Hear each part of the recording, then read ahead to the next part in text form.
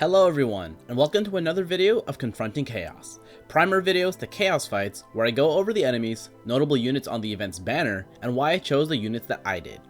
In this video, I'll be going over the Strago Character Event Chaos fight, so let's get into it. This fight is actually just one wave against two fierce, but the turn count is a bit tight and these behemoths can get tanky. They start off only tough to range damage, but at certain points in the fight will change their resistances, becoming at minimum resistant to all elements and damage types. This change is triggered by Blaze Wave, their only all-target move when they are on all four legs. After using Blaze Wave, that resistance change is visualized by a blue aura, which will go away after they either get an action or you break them. At some point after using Blaze Wave, usually just the turn right after, they'll use Beatdown if they're not in kill range, and then swap to standing on two legs, which raises their attack but lowers their defense. While on two legs, their most annoying move is Sarah Force, which isn't too deadly of an attack itself, but gives the Fierce another aura and stat change, this time giving it a sap aura and further reducing the brave damage it takes. Just like the Blaze Wave aura, this will go away after one turn or upon being broken. But it should be noted that the Fierce actually needs to take a turn. It can't be HP silenced or paralyzed.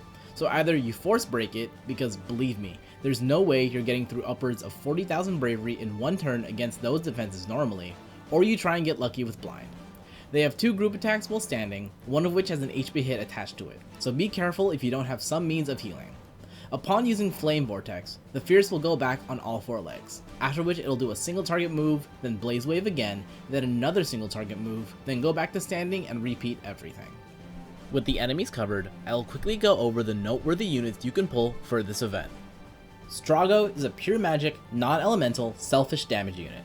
He has plenty of attack boosts from his buffs and does excellently against multiple targets as all his skills are group target, multi-hitting, and do either total damage or split damage. With his unique buff, Soul of Thamasa, all of his skills get a double cast property, including his EX, and with his skill 2, he force breaks any enemies if their bravery is an even number. His EX Plus, as you'd imagine, improves his damage a fair bit, but does need full investment if you want to improve his non-skill damage the most. Realization improves the damage and overflow of the EX cast, as well as giving him a new buff in Regained Hope, which further improves his overall attack and overflow. 1 ingot is a stat boost, simple, but sometimes simple is nice. 2 ingots lets Strago start off with Descendant of the Magi and Reclaimed Hope at the start of the quest, immediate access to his enhanced basic attacks which are dependent on the former. 3 ingots further improves the EX cast by giving it 3 more hits totaling 8, a bit more overflow and a lot more power. It further enhances Chain Spell, his enhanced basic attack while Soul of Thamasa is up, with 2 more hits, overflow, and 30% brave return after the first HP hit. Lastly, it also further enhances his basic attacks, giving them 2+ variants, Brave 2+ becoming 6 hits and HP 2+ becoming 3.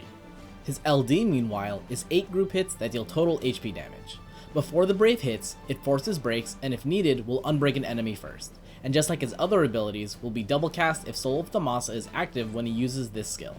Using his LD gives him 2 turns of Soul of Thamasa and a free skill cast afterwards, and the passive further raises Strago's attack.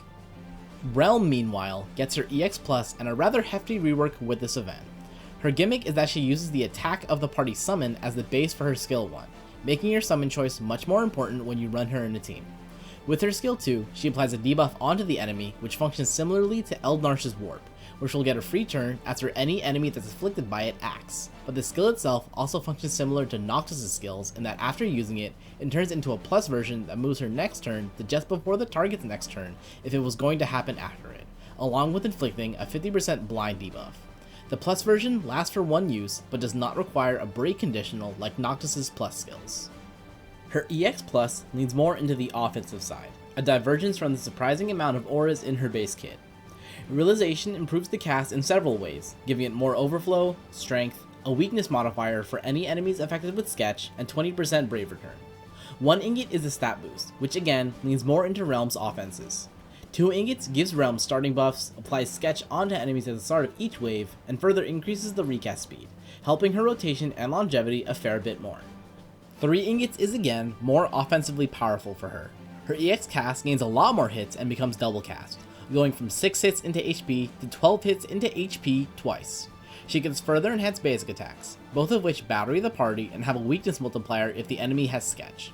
Both of them also extend her own buffs by 1 turn, meaning she can just keep up her own generic buffs and still do okay damage if the need arises. As for the team I chose, here's the breakdown. Kefka and Emperor together suffer from the same issue as the Emperor Lost chapter, and that you have to manage how you debuff with them so you don't push off Emperor's traps and thus a fair bit of his damage. Kefka, however, I would consider more important in this fight, since he has a high chance of ensuring a target is broken with his EX. It may actually just be an assured break with the EX plus, I'm not entirely sure, but either way, that and his HP disabled debuffs help keep the party alive when the Fierce starts using Seraphorce. With his LD, Emperor likes having more turns before enemies with traps, so Rem is here for that. Swap turns is powerful for both delaying enemies and just doing more damage, indirectly that is to say, and her capabilities as a support are still good, thanks to strong burst healing, good HP regen and offensive auras, and an EX cast that's up frequently enough to give her a fair bit more increased longevity thanks to a free skill afterwards. With that, this chaos should be covered. Like always, I'll have my complete fight linked in the corner and in the description. This will actually be the last Confronting Chaos in this format, as we are expected to be getting Lufenia, the new difficulty, with the new chapter, which will then become the most difficult fights in the game. Lufenia brings along with it new fight-specific mechanics and enemy gimmicks, so I will continue previewing both Chaos and Lufenia difficulties of fights moving forward. I just need to figure out how I want to do it. If you found Confronting Chaos helpful, then consider subscribing and sticking around, as it's not like Chaos is going to go away or stop being relevant. It just won't be the most difficult content in the game anymore. As always, thanks for watching, and I hope to see you again.